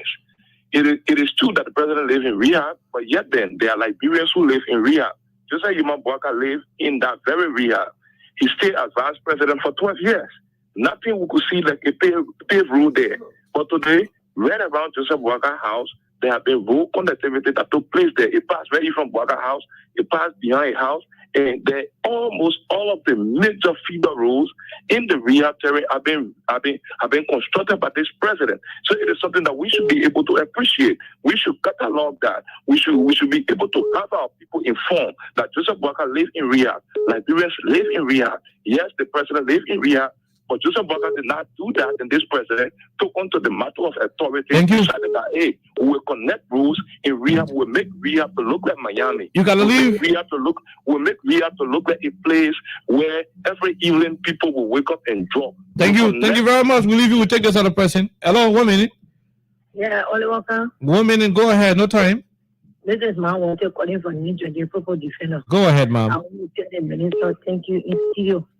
They government pay business. They BB people then they must be able to talk it. Because every day people complaining government owing there 7 more, government owing there 8 more. So the way he can in studio, he clarify it at least. So people mind will be settled and the president traveling at Lawrence. I want to thank you for coming. Now on Phone Freedom FM. The problem is let the government be able to pour more money to the media so your information will go places there. Because you know, most of the things that the president... The people got technical glitch, man. I pray that you will be able to use the Freedom FM people and leave the all of the EFBC. Your news will be going further places. Mr. Minister, I say, I beg you, get all of us scarce information on hospital. Correct. We'll leave you right there. Hey, Mr. Minister, you take trouble. Let's take this this international caller. Go ahead quickly. Let's hear you. Easy, Tippy. Hello. Go ahead. What's your name? Where do you join us from? My name is Musa Chief from New Jersey. Musa from New Jersey. Go ahead, Musa. First of all, I want to say thank you, Mr. Kola, for the great information given us. But this is what I want to say to Mr. Kola. It shouldn't just be on an event when people talk before they come out. Let this be a normal routine that like every month they will appear on a radio station. Let them forget about ERBC, but on a community, because people are listening to the radio stations that are carrying on these talk shows. A lot of people are glued to the radio stations that are carrying on talk shows. So when you come to these talk shows and start providing this information, the people down there will start to know. The people in Lofa will hear it. The people in Ketman will hear it. In Rewachi will hear it. In Maryland will hear it. And then for the people, for the lives to just go out there, it will be hard. Okay. But if you just sit at the information ministry and you say, look, on Thursday, you come and do press briefing. But the people say they don't get money. They got technical glitch. So how do you... that are doing the talk show? OK FM having talk show. Even Star FM got talk. Go there. To provide this information, put the argument out there so that this argument can be challenged, because when the physical thing is being done and people are looking at it, for somebody to lie against the government will be very hard. Okay. It was good that even the president allowance, AB discussed it yesterday. It was this thing is a law, 2000. I mean, that's just a drop in the bucket. 2000 is nothing. Thank you. It's nothing for the president. Thank you very so much. much, man. Oliver. Thank you very much. Thank you, Musa Brown from the US. Let's leave Musa and take this other person. Go ahead. 1 minute. Let's hear you. Good evening, Chief. Let's hear you. What's the name? Where you join us from? Quickly. Yeah, okay. My name is Frank. National Corona Point from Jabina, River 13. Go ahead, Chief. Let me appreciate the Minister in studio. But, you know, we have been supportive of the government and the process for a very long time. But there are some things the government are taking and we are seeing that laughing. if the president wanted to sack Willow Smith and other individual that was sacked, why the president didn't do that ever since now the mayor before our blood you bring it back there. I think the president already be there and listen in action, in the room, in the house. There are times that there are no way for us to depend on the president because we construct. So the president. We have a community. Okay. Because we've been in the bank. So you want the president to just start sacking when there are no probable reasons? No, it's not that. Okay. The reason you get big clearance. Why happened now? I will make sure the president here is aware, but you take his talent. Okay. Thank you. Thank you very much. You want the president to start sacking by the time the smoke is up. He shouldn't go for the fire. Let's take the other person. 1 minute. Go ahead. Hello. Yeah. Hello, Karen. How are you? We're great. Where do you join us from? What's your name? I join you from Iowa, USA. Okay. Karen, the first thing, let me say thank you to Mr. Kohler. But again, I want to say that Mr. Kohler, our ministry is responsible for one of the messes that are going on when it comes to the censor issue. Okay. Having known Mr. Kohler as one of the brilliant guys, and he's supposed to know the importance, or he knows the importance of censor. The ministry that's supposed to be enlightening the minds of the people when it comes to information dissemination. These are the same people every day, instead of talking about how to educate the people about the censor and all those things, they will be demonstrating and carrying on protests on their own, in their own ministry. Every day, the blocking road, blocking game for their own people, and sending out different signals there, making their own government to low bar. That is not right. You can be the mouthpiece of the government. Yeah. At the same time, you send out different information out. Yeah. That's the correct. people say you can't pay them. The people say you have all their money. Mr. Minister, how do you justify that? Thank you. My second point is, quickly. Can't get me back and please, I beg you. My second point is, why is it that the government keeps going everywhere, having listened to Mr. Minister about all the other projects? Why is it they're going everywhere and they're not completing anything, especially the RRA road and other major routes? Okay. Thank you so much. Thank you. You're having 2 million projects when you just don't have the money. You got technical glitch in completing a lot of them. This person. 1 minute. Hello. We're great, Chief. What's your name? Yeah, my name is Tony Rosen. I call for Maggie. Maggie, I want to commend the minister for the exposition and the clarity on board. I want to invite the minister to Maggie for the kind of elaborate explanation so that people can know that they can't say. But the information is discriminated well. It means that there will be no speculation on this government. Okay. Thank you, Mr. Minister. Thank you. Thank you very much. We'll leave you right there. We'll leave you. Let's go back to the international line. We'll come back to the local one. This person, where do you join us from? What's your name? Yeah, KOK. My name is Cyrus. I'm calling from Asia. Okay, Asia. Asia is a big place. Where in Asia are you joining us from? Yeah. Yes. India, precise. India. Okay, go ahead from India. Let's hear you. Yeah, KOK. Actually, my problem I got with the government is that with the Ministry of Education, they only reaching out to get education or information. Education or information. This is the Ministry of Information, not Education. Information Ministry. They are not reaching out to give the government, to give the public the information of the government initiated they are taking with the development that is going around within the country. And then they are just sitting, they are not working. Like every time when I go on live, I will see that people are information ministry, all the time they are protesting and they are not working. Actually, KOK, the government really need to put the Ministry of Education, the Ministry of Information on fire. Okay. Because they're not working actually opinion that bring interest, KOK. Thank you. Thank you very much from India. Let's leave you and come back to Liberia and take this person. Go ahead. Let's hear you. What's your name? All right, can you tell William? Go ahead, William. Let me say thanks to the Information Minister, CCS. But you I know after going to money issue, I got hampering them on disseminating information all around, but they're not doing that. But what we want to do is that let's go through it there and see how they can get information to elaborate people. And this station is our station. So when they come in there, they'll be prepared to come on the station. Thank you very much. Thank you. We'll leave you right there. Let's go back to the lines and take this other person. Go ahead. What's your name? Where do you join us from? Good afternoon. This is Mark William. I'm calling from Plebo. Mark William calling from Plebo, Maryland County. Go ahead, Mark. Thank you very much, and I want to appreciate the minister in studio. Okay. And these are the kind of information we need for our people to get. Sometimes we spread this information, and then somebody comes from the back and do this, they back off. How are you getting us in Plebo, Maryland County? I'm getting it loud and clear. Oh my God! Wow. We missed out that. Yeah. So if you're following from across the country, if you're not in Monrovia, 0770-297-016 is the number for all of you outside Monserrado. Let's take this other person. Hello, 1 minute. Hello, KOK. 1 minute, quickly. Yeah, KOK. This is my original Joe, the president friend from Chicken Soup Factory. Go ahead, ma'am. KOK, first of all, I want to tell you thank you, and I want to tell the minister thank you. And one thing I want to tell the minister, Mr. Minister, we are appealing to you. You need to work. You might not wear the opposition, might not say something before you can't talk. We not want it like that.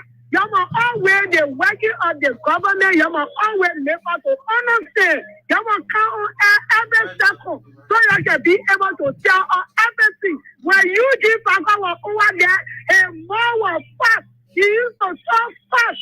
But then the opposition used to have problems because they know that you give Papa was going to, when I'm going to get a chance. So for that reason, they were going against you give Papa, and now you give Papa is not there and right there. So you need to still to do the work and Thank you. to understand before even the opposition they can't say anything. Thank you. Thank you. We'll leave you. We'll take this other person. Hello, 1 minute. Yeah, good evening, Mr. Carl. Good evening, Chief. Where do you join us from? Augustine F. Government, I join from the 12th there. 12th, Augustine. Go ahead. Yeah, I want Minister to please let me on the roof from Grand Julius, Virgin, and Maryland to see Kuta and to go over here, target that they already facing the room. Okay. The second question has to do earlier. I went there, I registered, and before taking the test, you have to pay $150 reason why I'm not going there and say it is free. So let's see the listening. You're talking about UL. Yeah. Okay. All right. Thank you. You have to pay $150 for a newcomer. So $150 for you to be allowed to enter the school?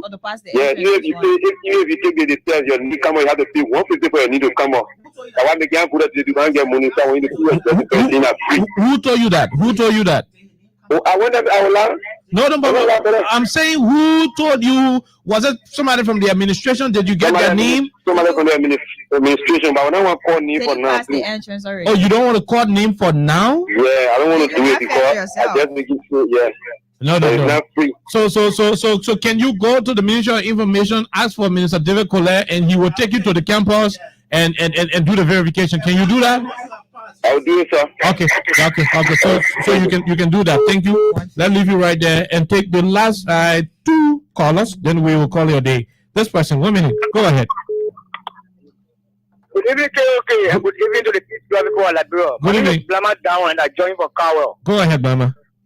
Yeah, KOK, you know, in this country, when the country is not disseminated, it becomes foreign. Therefore, at least the spokesperson for the government is you to get a highlight. I told him she was talking about the conference, but instead, go to where Benny said, telling about the quarry, telling us about the people. All is good, but at least they should talk about the conference because KOK, this country here, the rest issue is one of the primary issues in this country. Okay. The rest issue is not related to rest. KOK is a serious problem for us in this country. So that should be based on the rest issue. Thank you very much, KOK. Thank you. More emphasis should be placed on the Ministry of Commerce because they will want the rights issue to be on. There is a caller from the outside Monserrado line. Let's take this person. You are the last caller. Go ahead. Yeah. I was calling you from Kipama, and due to technical glitch, I have to go off. Technical glitch now end up people. Okay, technical glitch from Compound Hill people. That's my area. Yeah. Go ahead. Let's hear you. Yes, okay, yes. Well, I want to appreciate the minister and thank God for the kind of information. And we want this kind of information to even go on ELBC and confess something. And then the second thing is that I've heard that low pay is up, but now hit our now here. Okay. Come on. So the message is start hitting snow smoke. Yeah. And then the second thing is that those guys that in government and are doing the criminal activity, I want for the minister then to try and check on them. For example, we've been hearing the information on the temple. There's a fellow in the temple every time the guy will cry on telecom here that they are doing a lot of criminal activity, dating housing, that they are not getting paid, even so that is a different conversation, you know. That should be the fourth thing now. That should be the fourth. Yeah, the lady I went through the 5 days training. But my lady yet to come, so I want for the minister to see something about it. Okay, thank you. I'm not on it now, but I want to the 5 days. Okay, did you confirm your number? I confirm my number. If you, I confirm Did they call you? Nobody have called me yet. Okay, contact the supervisors there, and perhaps you will have to settle it. But thank you very much from People Maryland County. We don't have the luxury of time to continue to have you on the platform. Yeah, Mr. Minister, your parting comments. But before you proceed with the parting comments, couple of words. The road can just be spoiling small. They can touch it. Yeah. Until you get bad. That's a the new road, the president just be. I say in colloquial because Liberians who are affected by this are ordinary people. It's serious. The new road president just built Simako, passing Simako, going to Tusafi, going to Patient Shop. That one, if anything, the Benji highway. Just got a new set of equipment. Okay. We're talking about new road. What did that build? They've just gotten new sets. They've just gotten new sets of equipment, and they are deploying the equipment. Hopefully, what you see across the country or across Monrovia, across Monterrado, you will not see them again. The challenge was they did not have equipment, so they got all the equipment now to be able to set all the kinds of small challenges of the road. So the potholes will be history very soon because the Minister of Public Works told me we are asked her, just as you are concerned, I'm also concerned. So she told me, yes, we've gotten new sets of equipment, and we're going to be deploying those equipment to make sure that it was applicable. In 2 minutes, I just like to thank our people for the cause. I thank everyone for the concerns from the rise to the roads. People who were calling about the census, and people who are calling about information dissemination. Yeah. This is going we can invite you on the radio. This is going to be a routine for me. I have gotten the blessing of my boss. Is that a promise? It's a promise. A commitment. It's a commitment. The minister of Rennie has, seconded me. He told me, David, you are free to go on the radio, to talk about government's progress and government's on gains, So I'm going to be going from radio station to radio station. Over the next couple of months, we are going to be articulating government's programs and policies. And we are grateful that we have a president who's concerned about his people, and he's going to be coming back to Liberia with something in his hand for his people. Thank you for listening, and thank you to the Freedom FM family for inviting me.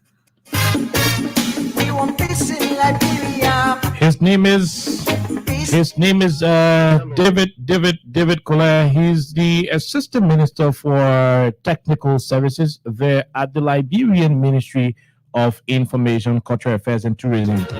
My name is KOK ELEXA was here. We return on tomorrow, Goswell, for the Thursday's edition of the program Freedom Hub on 87.9. Those of you all across Liberia, our people in Lofa County, the people say Alokene. Those of our people in People Maryland County, we say I will. Until then, we'll return on tomorrow. Bye-bye.